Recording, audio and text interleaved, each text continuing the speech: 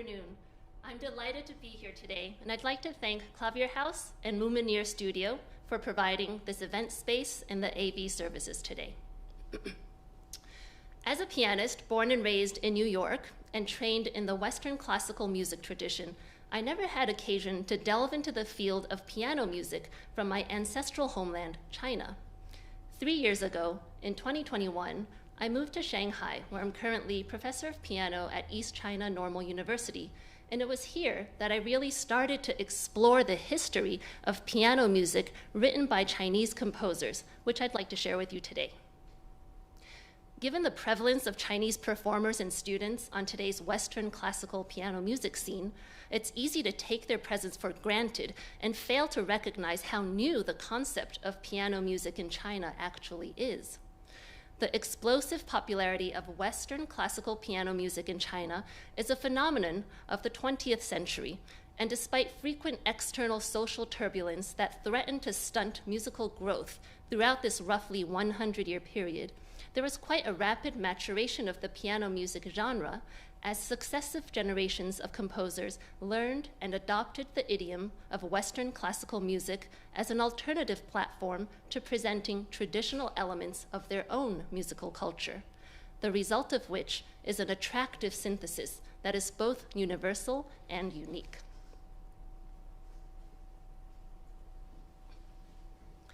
In early 20th century China, the term piano music necessarily implied Western or Western-influenced music because the piano is, of course, not a native instrument to China. Although Beijing saw its first keyboard in 1601, a gift to the Ming Dynasty emperor from the Italian Jesuit missionary Matteo Ricci, keyboard music or instrumentalists were virtually unheard of in China until the early 1900s. Even then, piano music was a thing for the upper crust of society, and Western music at large was associated with the imperial courts and military bands. Certainly, laymen did not have access to this type of music. The music of the populace was vocal, and instrumental music tended to be collaborative in nature rather than solo.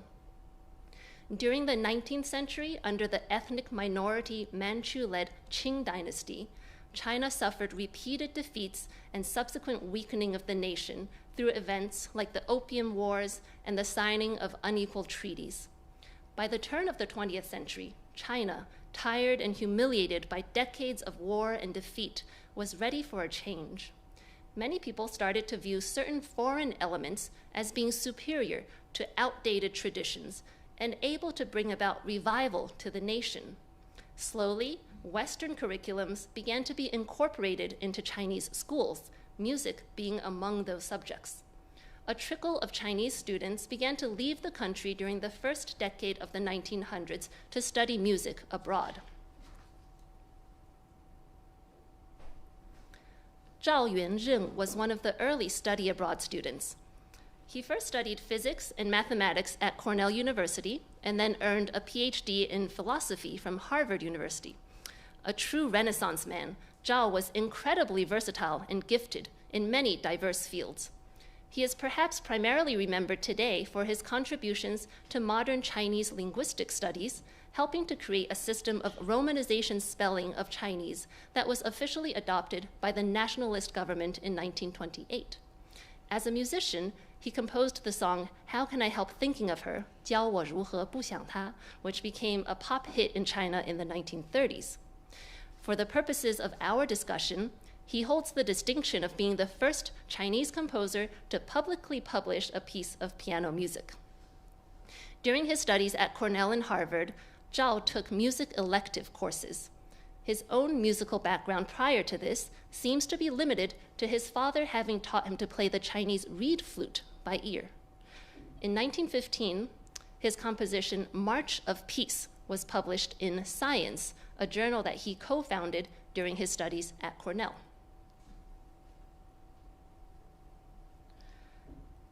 The music itself is uninspiring and simple, giving off an air of childishness that smells like a student exercise in Western tonal harmony. Set in G major, the progressions are straightforward, the melody and accompaniment rudimentary. But what makes it significant is the very fact of its use of basic Western music harmonic language, a language that for Zhao and the Chinese ear was quite foreign. Furthermore, the notation itself, staves, note heads, was completely new territory, for Chinese music notation was very different. Thus, Zhao's seemingly inconsequential miniature propelled China into the new frontier of Western-style piano music making. Unassuming and brief, March of Peace embodies a rather grandiose sentiment, both universal and personal. On a global level, in 1915, the world was embroiled in World War I, while in China, the highly unpopular reign of dictator-turned-self-appointed emperor Yuan Shikai would soon come to an end, to be replaced by a period of decentralized warlord government. In his own lifetime, Zhao had lived through such unnerving events as the First Sino-Japanese War, the Boxer Rebellion, and the Revolution of 1911 that overthrew more than 2.5 centuries of Manchu rule.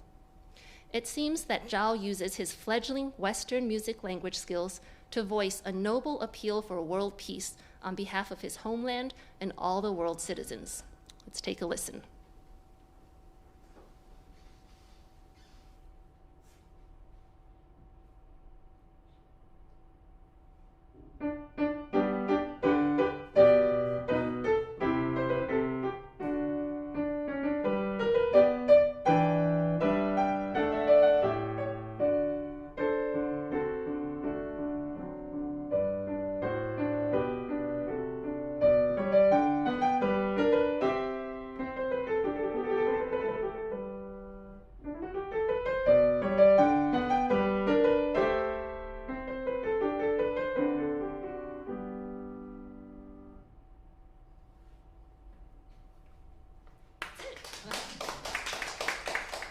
Almost laughable, isn't it? In 1917, Zhao's second piano piece to be published appeared again in the journal Science. In An Incidental Idea, we can detect an advancement in Zhao's music style. There is overall a greater sense of refinement, a somewhat more elevated harmonic language, and a bit more technique required on the part of the pianist. The musical shape, ABA ternary form, where the outer A sections are similar and the middle B section is contrasting, is a construct familiar in Western music. A basic 1-4-1 chord progression infuses all 3 sections of the piece and is presented in both the opening and closing as a bare-boned and elementary-sounding chordal motive, this.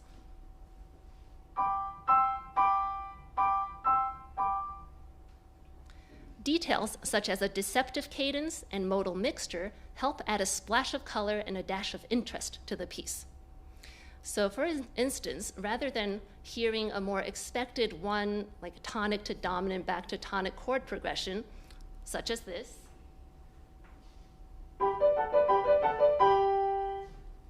we will hear this deceptive cadence instead.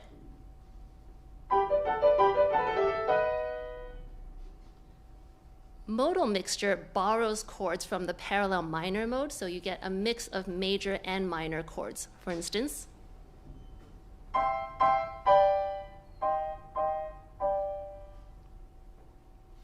Zhao also gives the music a more individualistic sound by composing an original pentatonic melody.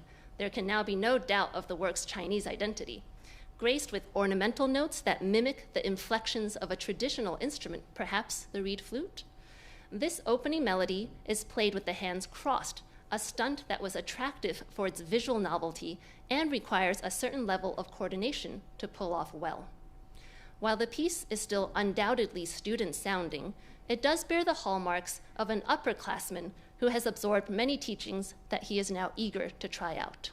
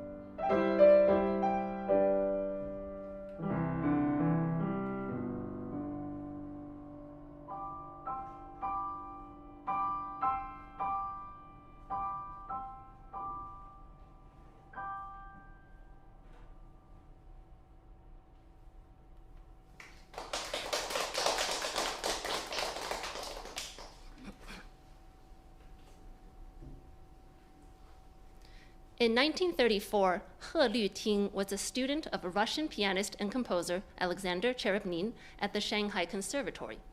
Cherepnin, who had gone to Shanghai to perform and remained to teach, was quite impressed with the musical aptitude he witnessed in China, particularly in light of the fact that Western music in China was such a recent introduction.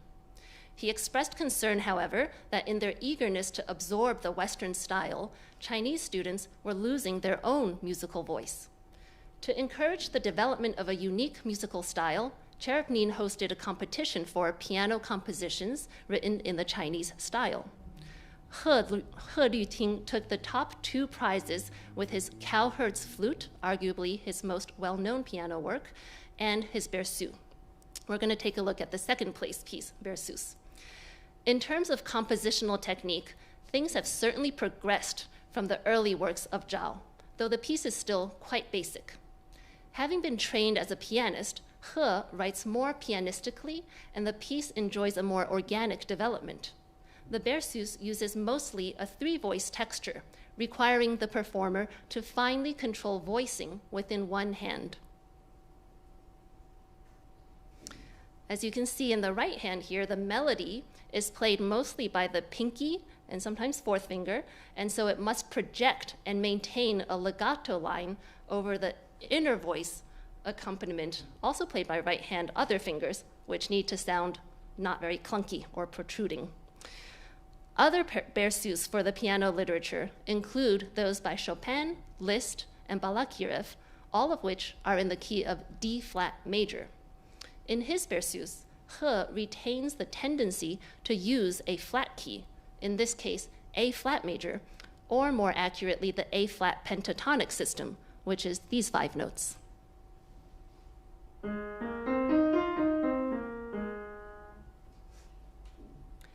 In ternary form, the outer A sections consist entirely of this A flat pentatonic system and features a soothing lullaby melody over a rolling left-hand accompaniment figure.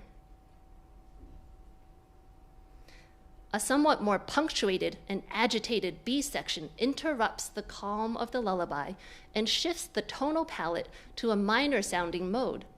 In actuality, we've shifted over to a D-flat pentatonic system,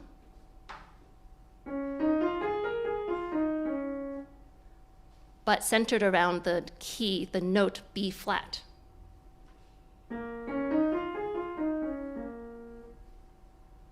So while the structural framework of the piece is familiar, the flavor is culturally distinct.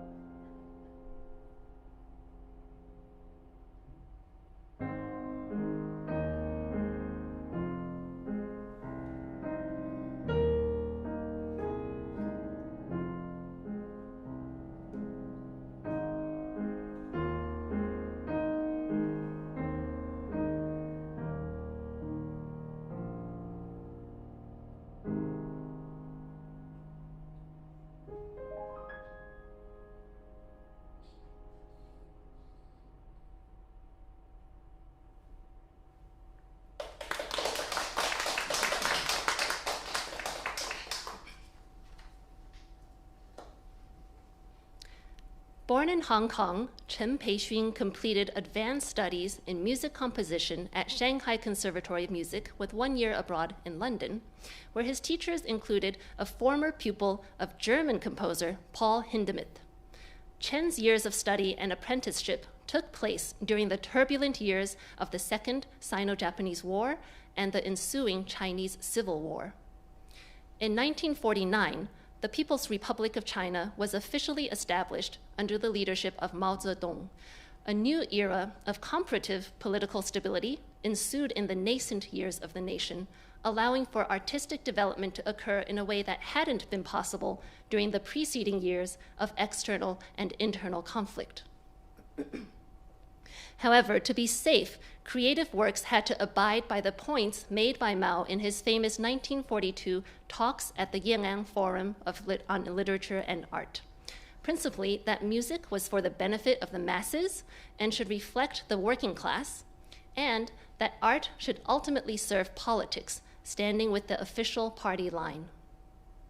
One of Chen's signature piano pieces is Guangdong folk tune, The Street Peddler, written in 1952, which uses a couple of Cantonese folk melodies popularly sung by street vendors and the general populace. Thus, the condition of music being about and for the masses was satisfied. One wonders how much, if any, of Hindemith's views on Gebrauchmusik, that is, utilitarian music written for a specific social or political purpose, reached and influenced the student Chen's attitudes. Chen elevates the common man's music into an attractive little concert piece using catchy rhythmic and harmonic accompaniments and inserting energetic, fiery passage work for added flair. In ternary form, the spirited outer sections transport the listener to the bustling scene of a market vendor peddling his wares. We can see in the example, folk tune number 1 is played in the melody line and accompanied by a left hand contributing staccato weak beat punctuations, adding vitality to the already lively melody.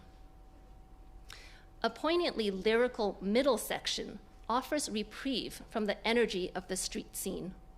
More intimate in nature, this tune was known as a dressing room tune. Chen weaves in a rather extended use of canon, a compositional technique also favored by Hindemith. The canon example begins in the last measure of the music example, which is circled. The right hand will begin the melody, and the left hand echoes it 2 beats later and continues on in this fashion for several phrases. On a technical level, this piece surpasses the demands of the previous pieces we've heard so far.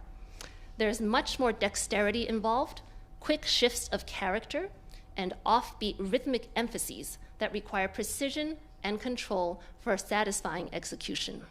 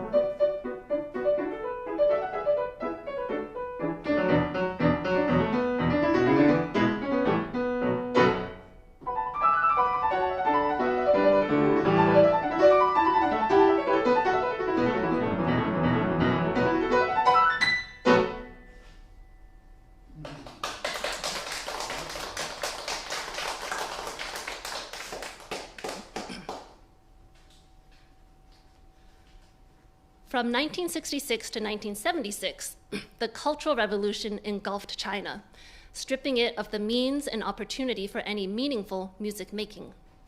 During this artistically starved decade, only a handful of party-approved compositions were allowed for performance. Western music was banned altogether, the piano in particular under attack for its bourgeois and Western association, and instruments were literally destroyed. Despite this, one of the works that was written and sanctioned during the Cultural Revolution was the now well-known Yellow River Piano Concerto.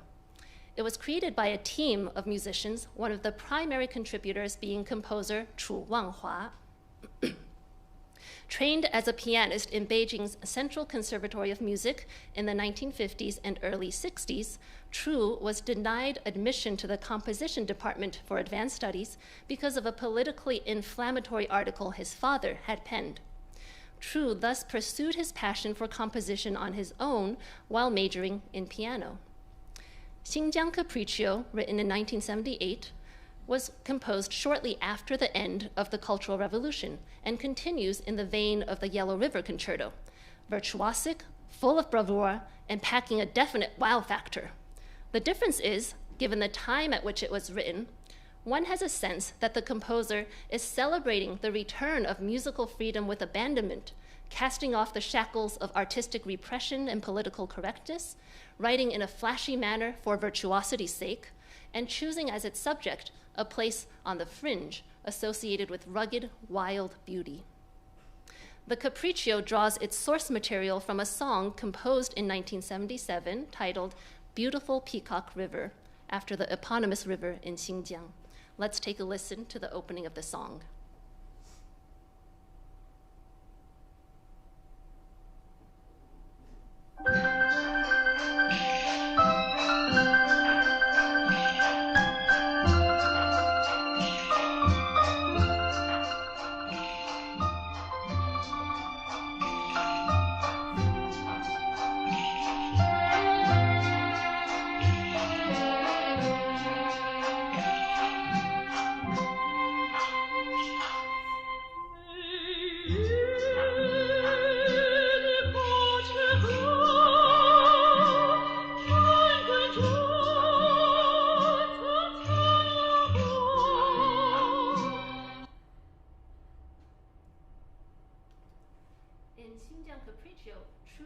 The gentle and languid strains of the song into a tour de force of pianistic virtuosity and display, grand and majestic as the windswept plains, deserts, and mountains of the Xinjiang landscape. He capitalizes on the distinct features of the Xinjiang scale, also known as the Phrygian dominant scale, to emphasize the exoticness of this music. The Phrygian scale sounds like this.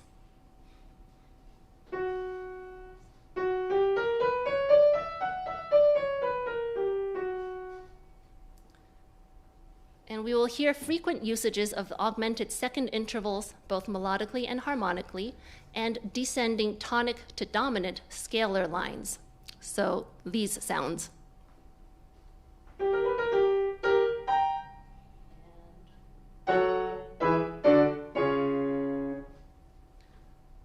In Chu's capturing of the otherness of the Xinjiang ethnic groups, I'm reminded a little bit of Franz Liszt's musical portrayal of Hungarian folk or gypsy music. Indeed, in the Capriccio's showmanship and gestures, there are a number of instances in which one might be reminded of Liszt's bravura virtuosic piano writing, and I offer a few stylistic similarities for comparison. Here, from the opening measures of the Capriccio and Liszt's Totentanz, we can see a similar texture of alternating octaves between the two hands, which creates this really virtuosic effect. Cadenza-like passages are frequently encountered in Liszt's rhapsodies. On the left-hand side is an example from Liszt's Hungarian Rhapsody number 8. And in Chu's Capriccio, these types of cadenza-like passages add to a rhapsodic quality. We can also see that when transitioning to a contrasting new section, such as Liszt does in the same Hungarian Rhapsody, last system measure 41, True does something similar to Liszt, which is that they both use a left hand to establish a rhythmic pulse before layering on the melody. Despite its spectacle and conjured connections with other Western showpieces, the Capriccio never loses sight of its Xinjiang soul. From rumbling, energy-packed phrases to exhilarating musical heights, this is a piece that celebrates and revels in the spirit of Xinjiang.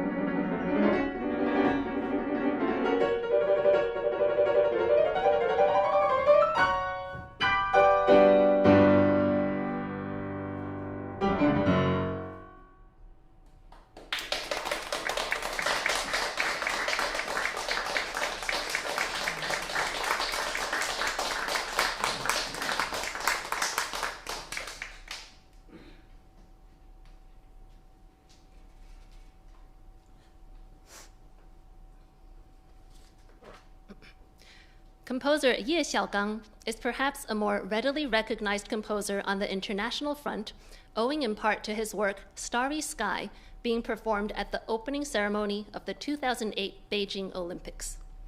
As an adolescent during the Cultural Revolution, Ye was assigned to farm labor and later factory work for 6 years.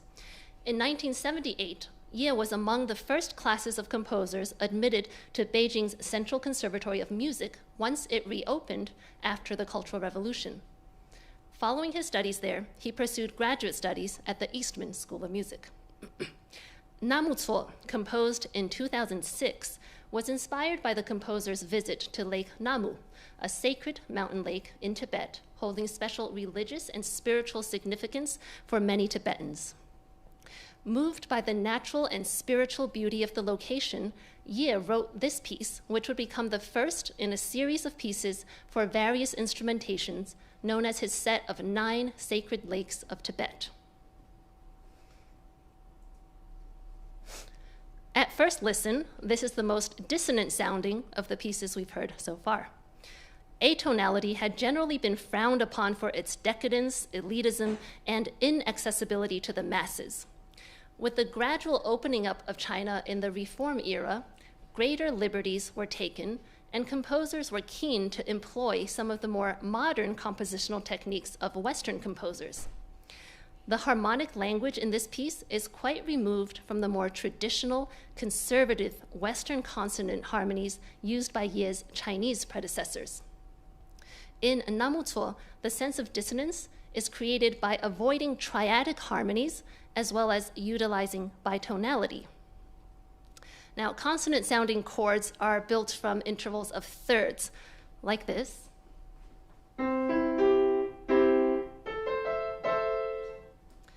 So in this piece, there's going to be a lot more use of intervals like seconds and fourths when building chords.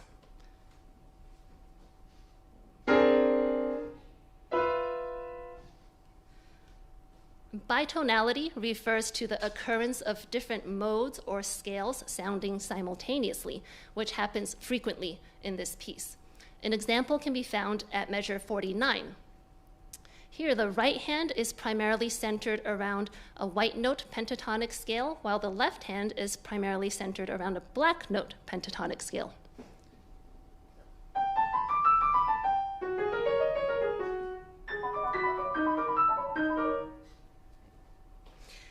There's also a feel of unevenness, a sense that one can't quite pinpoint the beat due to frequent meter and rhythmic changes. In the very first measure, where the time signature usually lives, we see this symbol, which indicates to be metrically free.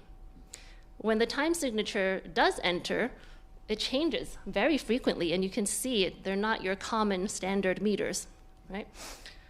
So Ye uses these modern compositional techniques, manipulating melodic and rhythmic features to approximate a Tibetan music style, emulating the natural splendor of the East Asian highlands and animating its spiritual plane. Listen closely, and you can almost hear the flapping of prayer flags in the high-altitude wind.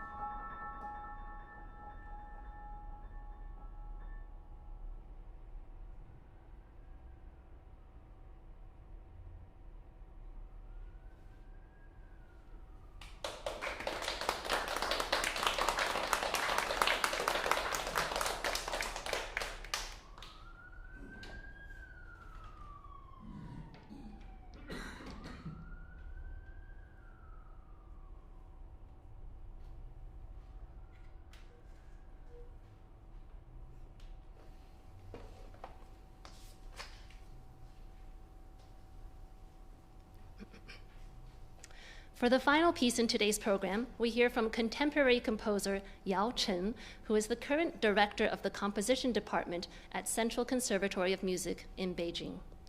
Having earned his own degrees in composition from the same institution and also from University of Chicago, Yao describes his music as exhibiting a well-integrated mix of Western and Eastern influences. Though for him the differences between so-called Western and Eastern music are negligible, he does point to one notable distinction: the use of musical time. While Western music emphasizes the organization of time such that musical materials are shaped by it in horizontal space, Eastern music has a more diffusive approach to time, often allowing a single pitch to linger without a need to move anywhere, thus allowing one to fully experience and savor its colors and nuances in vertical space. Anime was commissioned in 2018 as part of a program to commemorate the centenary of French composer Claude Debussy's death.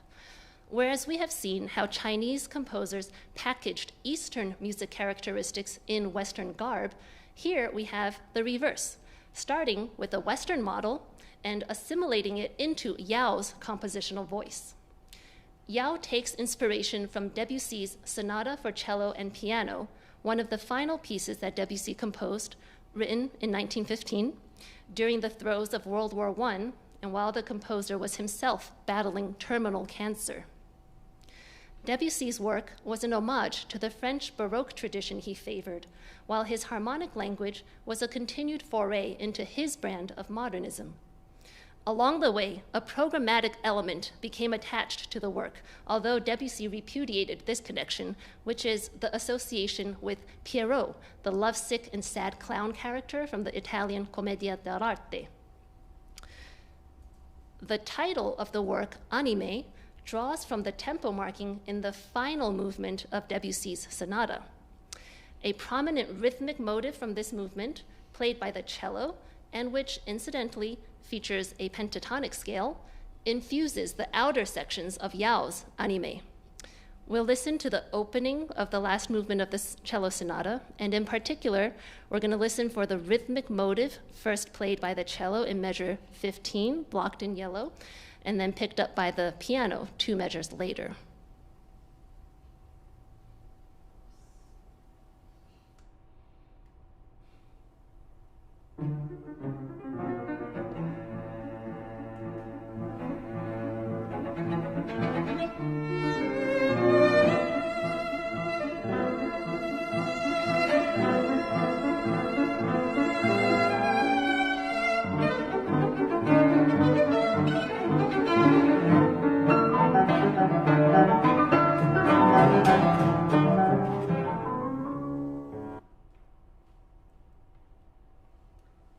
The opening rhythmic gesture from the first movement of the cello sonata is transformed by Yao into a slow middle section in Anime. Now we'll listen to the opening of the cello sonata and take note of the triplet note figure played by the piano.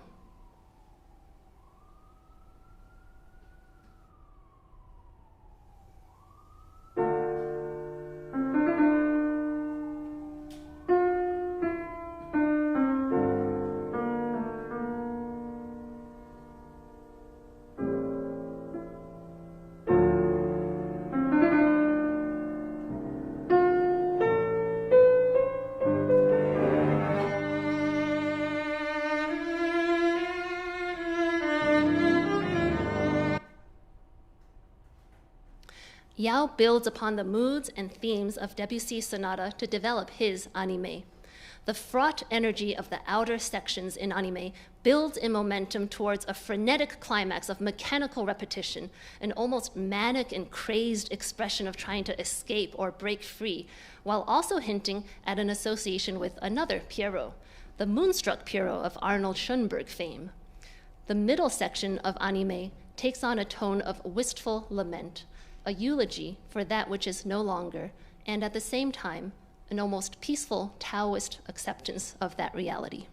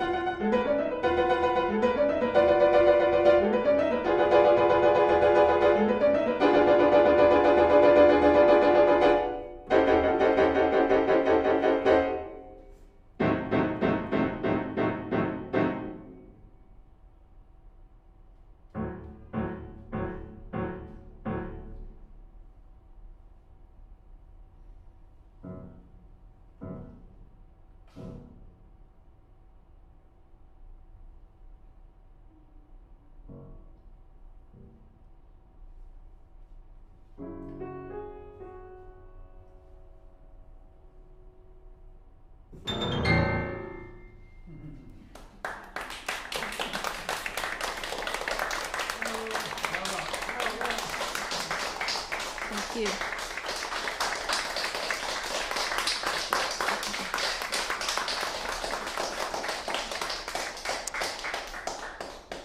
Using one of Debussy's final works as a springboard for creating new music is itself a metaphor for how successive generations of composers build upon what came before and branch ever further out. But ultimately, all is connected. Through various associations, anime explores themes of life and death, old and new, and East and West, paying homage to Debussy's life and heritage, as well as to Yao's own cultural heritage and spheres of influence. It is a true amalgamation of compositional voices, a vibrant example of current Chinese piano music, and a testament to the boundary-erasing quality of music. It makes for an apt closing to today's survey. And thank you so much for your time and the opportunity to share with you this afternoon. And in our remaining time together, if there are any questions or comments, I'm happy to take them now. Thank you again.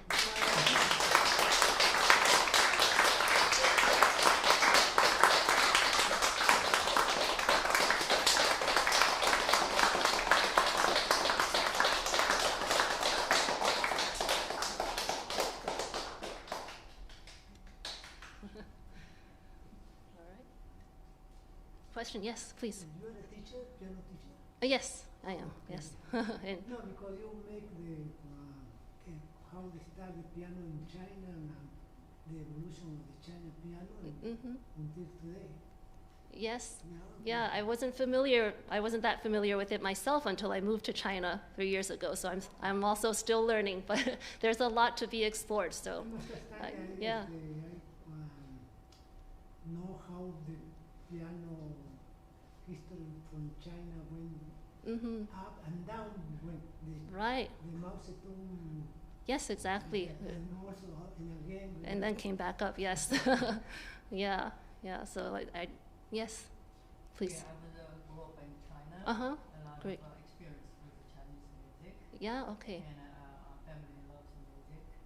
And interestingly, you talk about the music, but I think that in the Cultural Revolution time, and because of Mao, and people have to compose the music to what I call worship hymn. I love that kind of music, and it involved with the folk music as well. Right. So some music is because folk music is very beautiful, but most of them actually is all what I mean is the classical music is kind of gone like here. Yeah, You don't have a lot of classical music. exactly. It was like a drought for those 10 years. I think if my memory is right about her routine, there's another famous piece is sound like